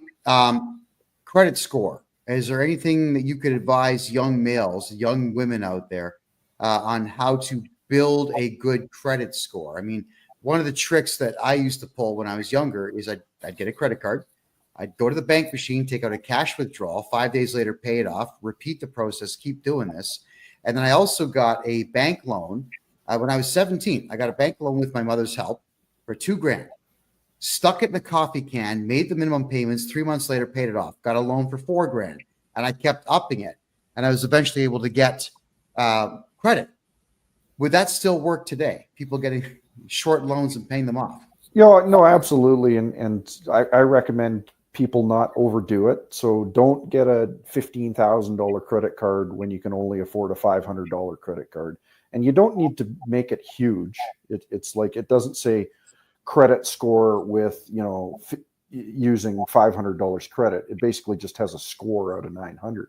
So, but you're absolutely right. You want to pay on time with interest. Don't miss those payments.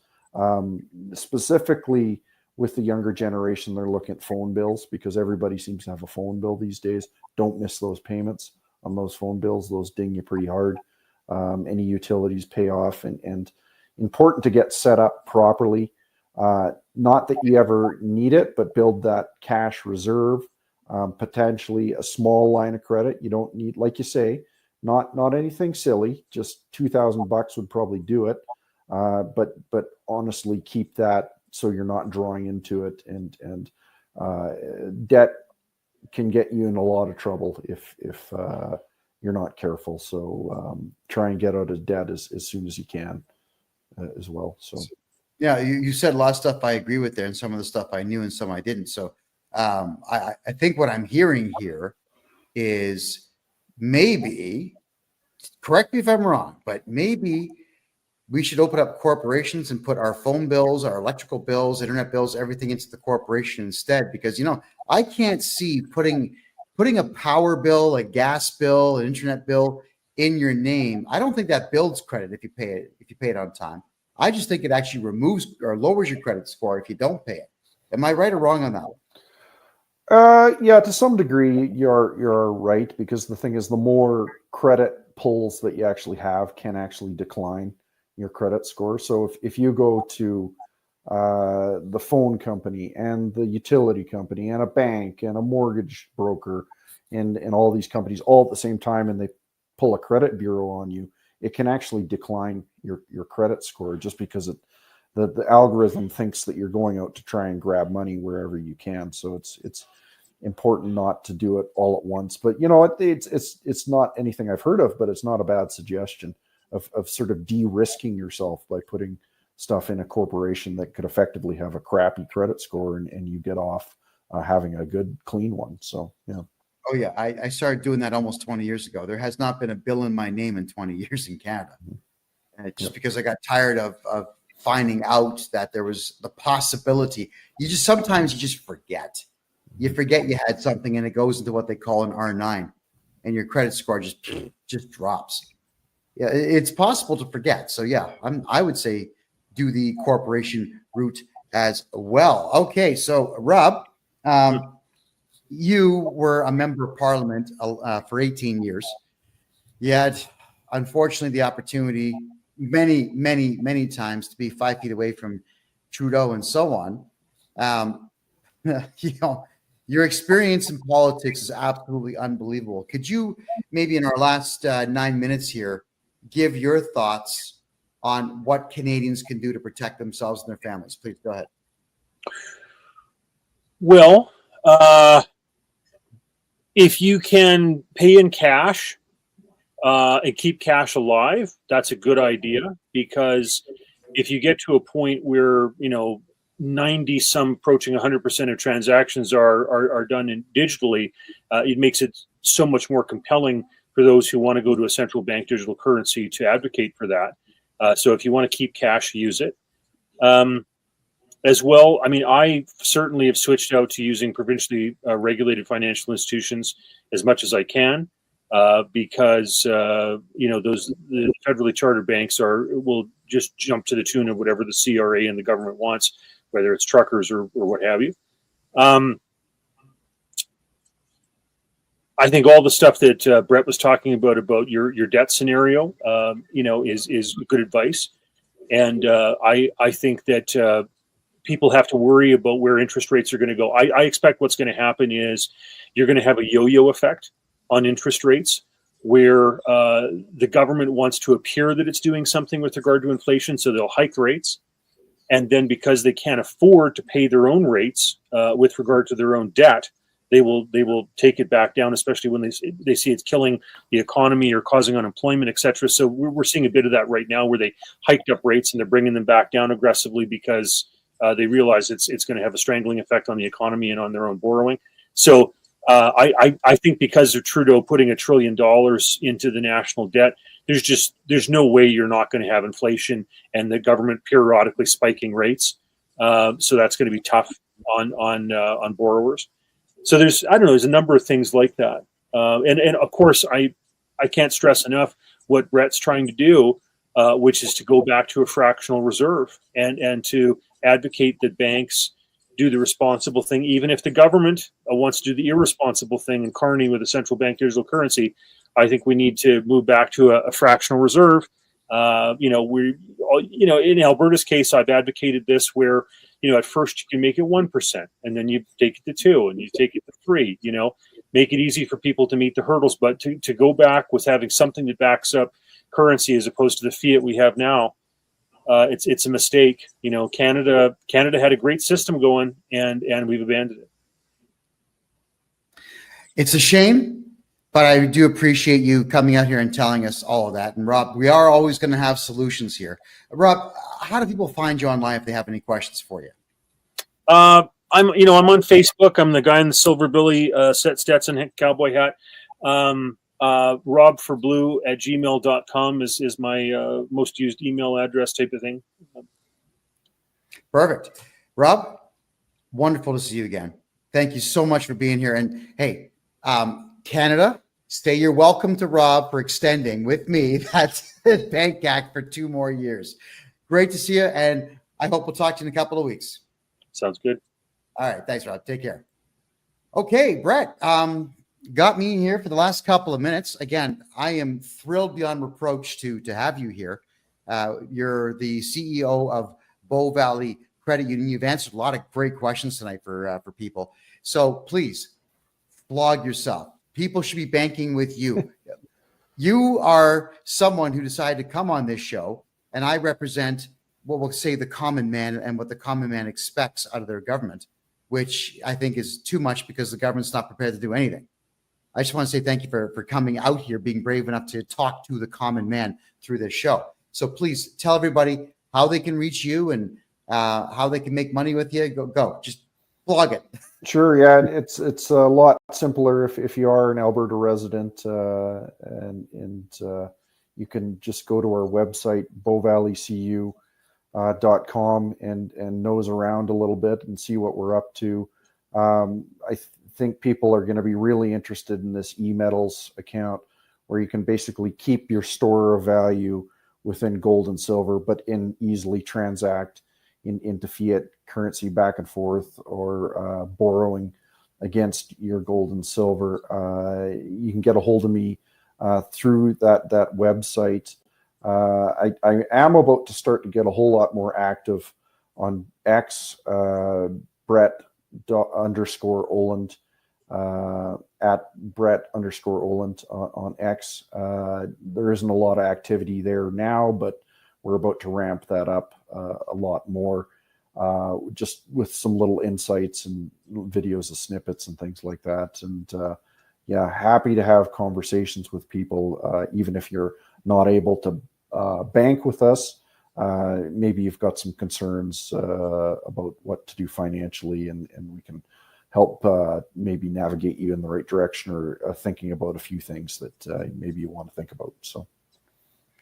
Yeah. And again, everyone, if you open up a corporation in Alberta and you run it out of Alberta, you can have a corporate bank account with Brett Oland and Bow Valley Credit Union.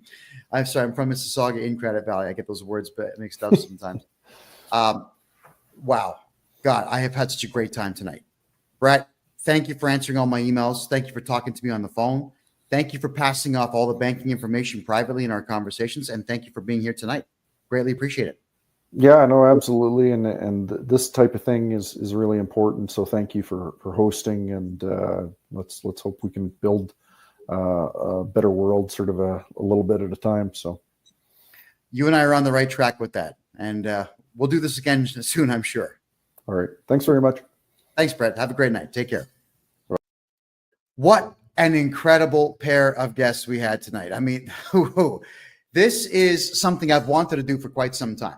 And I'm eternally grateful to both gentlemen for being here. And for my American friends who are watching this, I'm a Canadian citizen, born in Toronto, raised right next door in the city of Mississauga, which is an 80-minute drive to Buffalo.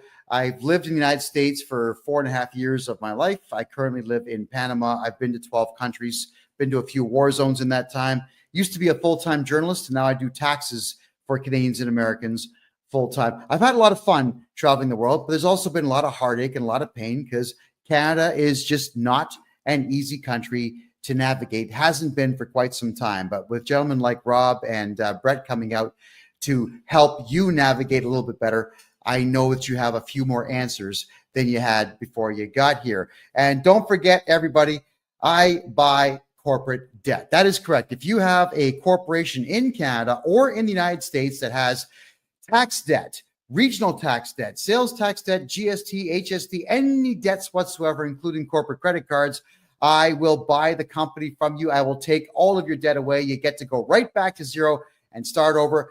Get a hold of me on my website right now at kevinjjohnston.com. I've been studying Canadian tax law for 40 years. I've been studying American tax law for all of this year. God, I know all the tricks now.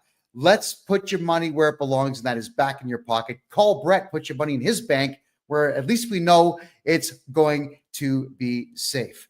My name is Kevin J. Johnston. This is the Kevin J. Johnston Show that runs every single Tuesday at 9 p.m. Eastern Time, right here on freedomreport.ca. I love you all, and good night.